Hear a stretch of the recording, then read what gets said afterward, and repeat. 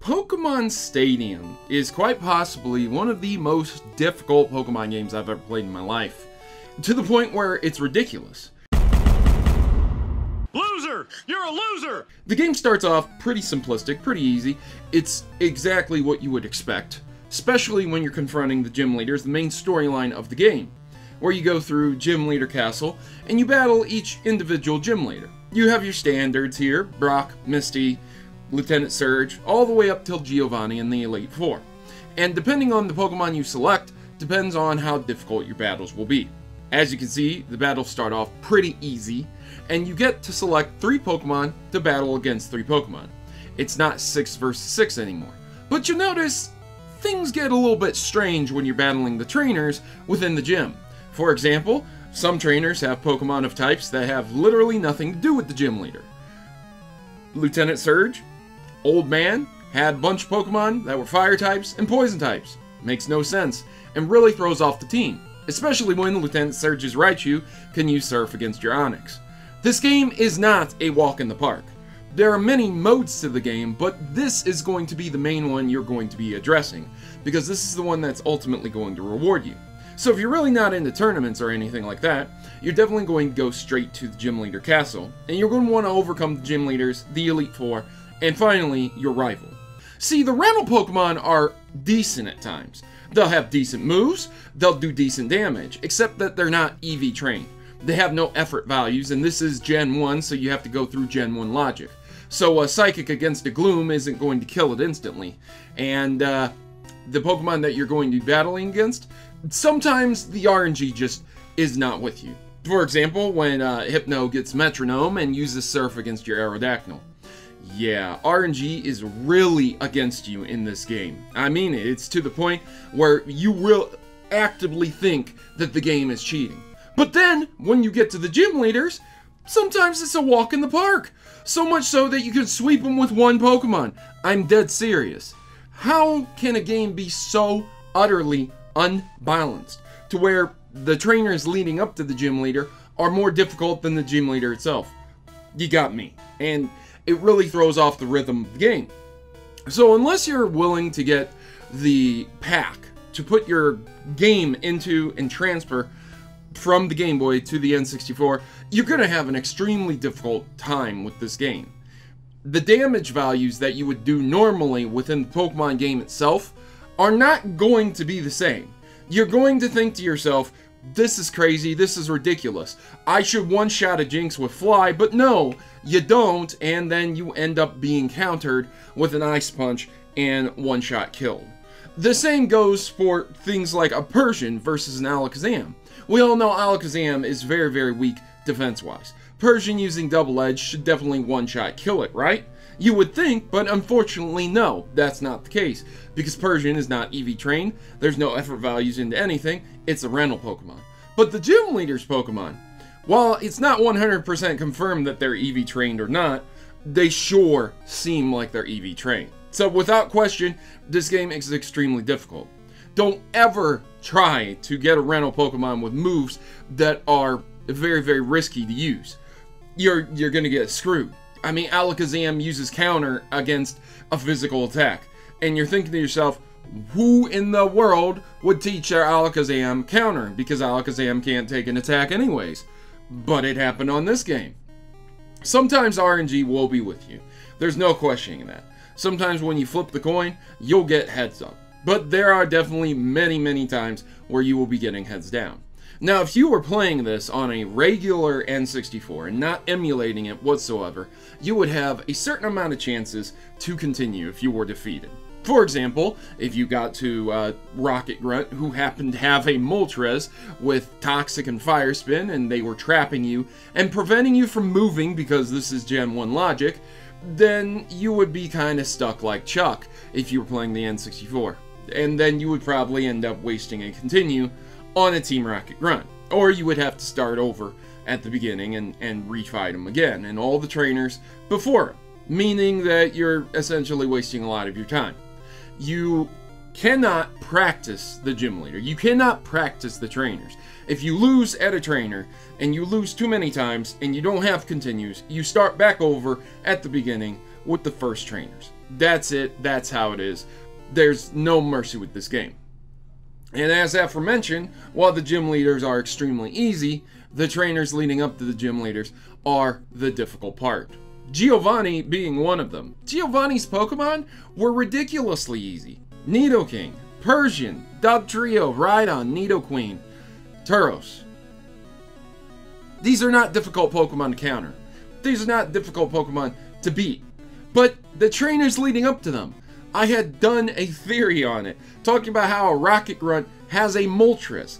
A frickin' Moltres. And one of the other trainers had a Zapdos in his gym. Zapdos. Look, this guy's got a Zapdos! So you have to be able to counter them. You can't come unprepared, because then you'll just have to restart back over again. So this game is definitely a test for Pokemon Masters. There's no questioning that. And once you do finally beat the final gym leader, the Elite Four are somewhat easy. Once again, it really perplexes in mind. Without question, it makes me think to myself, what were they thinking here? Generally speaking, most games go by a very slanted difficulty slope. The beginning is fairly easy. There's not too much of a challenge. You're getting used to how the game works, the mechanics, and then it slowly and gradually increases until it becomes extremely difficult towards the end. Here, that is the exact opposite effect. Basically, if you get Pokemon that are extremely powerful, with really, really good moves that can outspeed the enemy, you win the battles.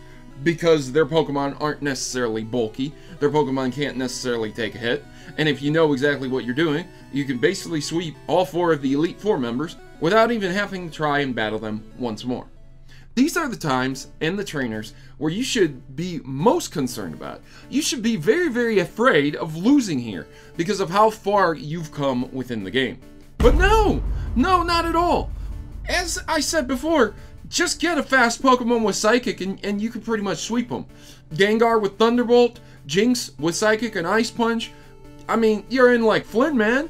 You're done. You win. They have nothing against you because they can't outspeed you. After you finish Agatha, you do get to take on Lance as the games go.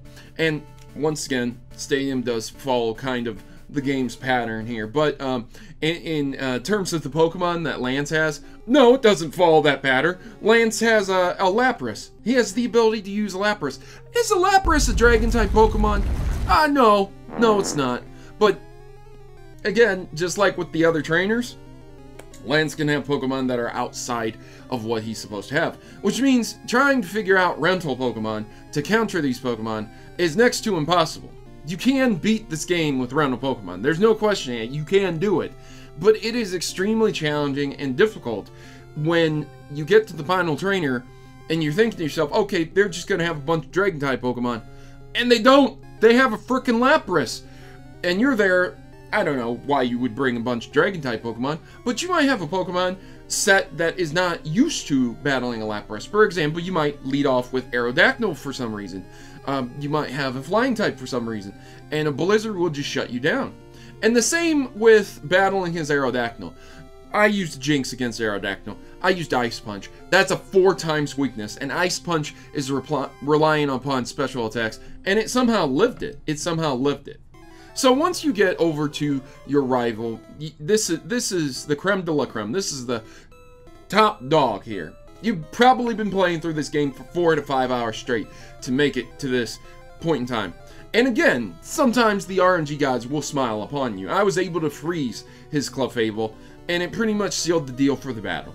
It becomes a 2 versus 1 Pokemon battle, and I was able to overcome the rival, meaning I was effectively crowned champion, and I did beat Pokemon Stadium 1 on the N64 with rental Pokemon only.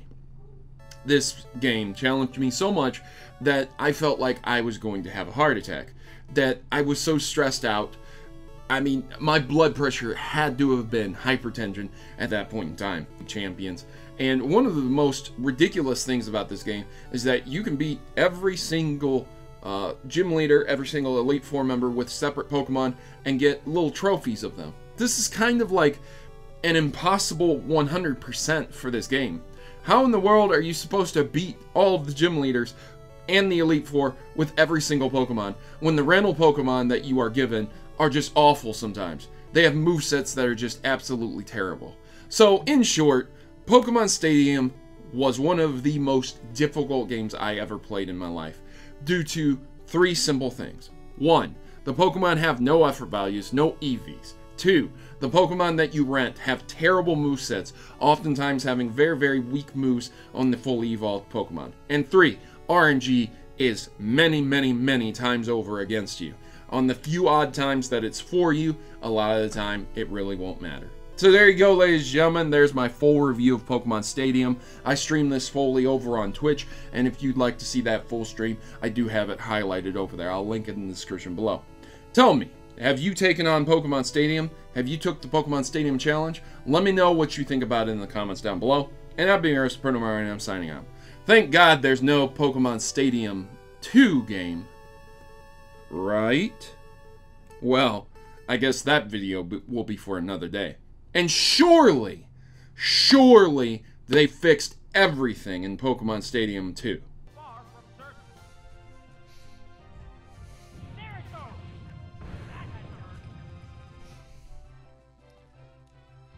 Oh, it's mirror moving me with ancient power.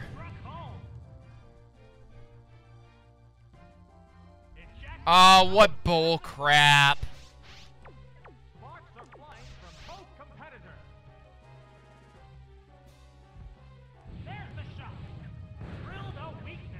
There's that RNG! There's that RNG, boys!